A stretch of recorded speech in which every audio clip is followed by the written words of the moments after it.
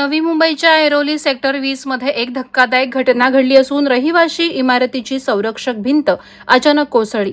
यामुळे परिसरात एकच खळबळ उडाली आहे। ही भिंत कोसळतानाची संपूर्ण घटना सीसीटीव्ही कॅमेऱ्यामध्ये कैद झाली आहे। ही घटना सकाळच्या सुमारास घडली।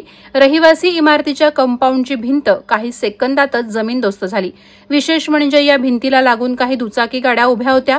भिंत कोसळल्यानंतर त्या सर्व गाड्या थेट बाजूच्या खड्ड्यात पडल्या।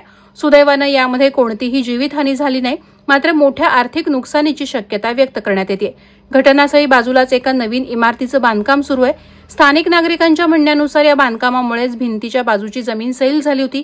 सततच्या खाणकामामुळे भिंतीच्या पायाला धक्का बसला आणि अखेरीस ती भिंत कोसळली। या परिसरातील अनेक रहिवाशांनी याआधीही या बांधकामाबाबत तक्रारी केल्या होत्या, मात्र त्याकडे दुर्लक्ष करण्यात आलं असा आरोप नागरिकांनी केलाय।